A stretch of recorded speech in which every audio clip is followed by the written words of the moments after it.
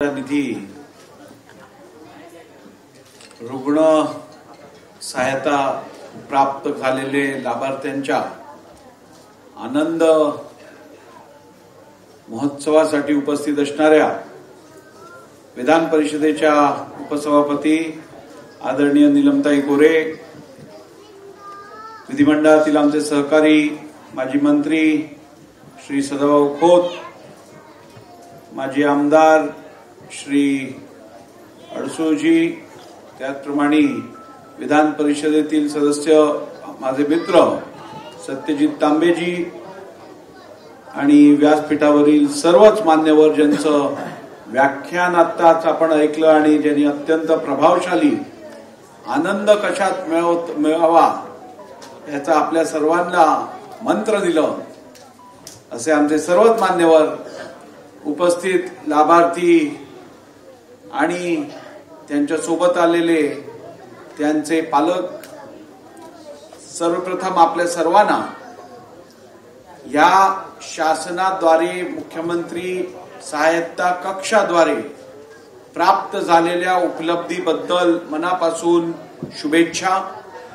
आणि या कार्यक्रमातून प्रेरणा घेत समाजात काम करण्यासाठी तत्परतेने आम्ही सर्वजण पुढे जाणार असल्यामुळे या कार्यक्रमाचं आयोजन करणाऱ्या या कक्षातील तमाम टीमचं मी मनापासून अभिनंदन करतो आणि त्यांना शुभेच्छा देतो।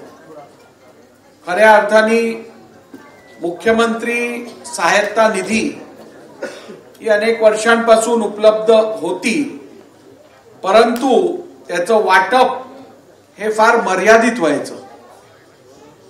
आदरणीय मुख्यमंत्री एकनाथजी शिंदे यांनी कारभार सांभाळल्यापासून ज्या वेगाने हे कक्ष काम करत आहे हे बघितल्यानंतर खरोखरच अडचणीत असणारा गोरगरीब व्यक्ती हा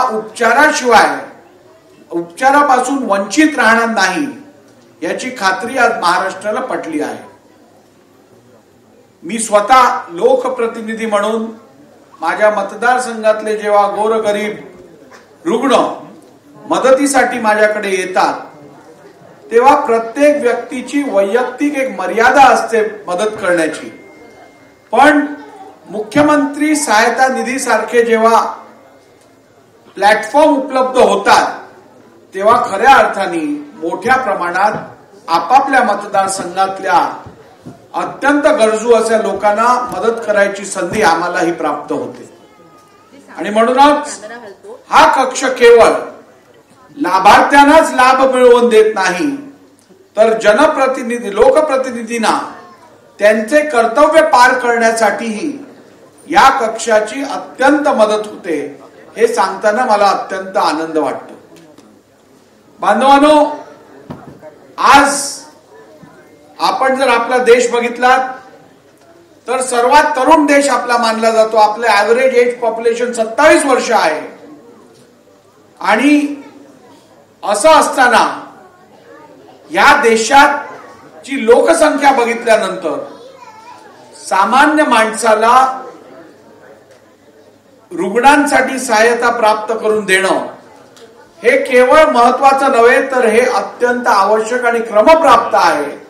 कारण अशी मदत जर सामान्य माणसाला प्राप्त झाली नाही तर या राज्यात किंवा या देशात सामान्य माणसाचं किंवा गोरगरीब माणसाचं उपचार प्राप्त करून घेण्याचं ध्येय लक्ष्य हे पूर्ण होणं शक्यच नाहीये।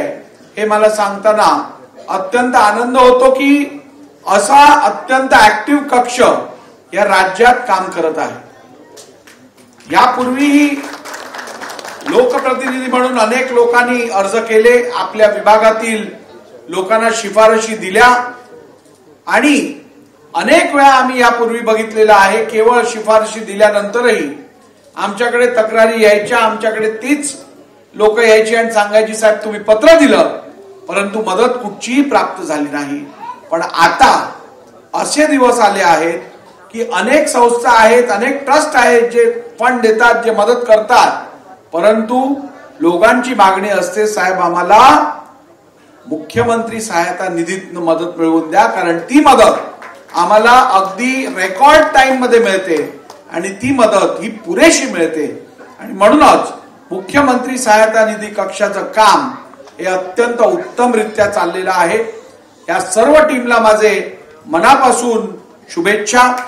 मंगेश चिवटेजी खरं हे तर सातत्याने एखादा कर्मचारी किंवा अधिकारी म्हणून काम करत नसतात, तर समाजसेवक म्हणून प्रत्येकाची अडचण समजून हे सगळ्यांना न्याय द्यायचं काम करत असतात. त्यांनी माझ्या मतदारसंघातील पण मला वाटतं जवळजवळ 90 लोकांना आतापर्यंत गेल्या 2 वर्षात मदत केली आहे. आणि या सर्व लोकांनी मला आज इकडे येण्यापूर्वी ज्या ज्या वेळेला त्यांची भेट झाली त्यांनी मला निश्चितपणे आपल्यापर्यंत निरोप पोहोचवायला सांगितलं आहे की त्या सगळ्यांचे आशीर्वाद आपल्याला आणि मुख्यमंत्र्यांना आहेत. आणि खऱ्या अर्थाने हीच आपली दौलत आहे, हीच आपलं श्रेय आहे, हेच आपलं यश आहे. आणि आपल्याला मगाशी आनंद कशात मिळतो हे सांगत असताना खरा आनंद समोरच्या व्यक्तीच्या चेहऱ्यावरती सुख समाधान बघितल्यानंतरच आपल्याला प्राप्त होऊ शकतो. आपले खिसे भरलेले असतील परंतु समोरच्याचा जीव जर जात असेल उपचार न मिळाल्यामुळे, तर अशातनं आपल्याला आनंद मिळूच शकत नाही. आणि खरून म्हणूनच आपल्याला जर खरा आनंद प्राप्त करायचा असेल तर जनसामान्य गोरगरीब लोकांना पण आनंद मिळवून देण्यातच आपल्याला आनंद प्राप्त होईल. असं सांगताना मला कुठच्याही प्रकारची शंका वाटत नाही. परत एकदा इकडे हा कार्यक्रम आयोजित करून इतर लोकप्रतिनिधींना आणि समाजातील गोरगरीब जनतेला या कक्षाचं महत्व पटवून देण्यासाठी हे अत्यंत मोलाची कामगिरी या कार्यक्रमातून होईल. परत एकदा तुम्हा सर्वांना मनापासून शुभेच्छा देतो. खूप खूप धन्यवाद. जय हिंद, जय महाराष्ट्र.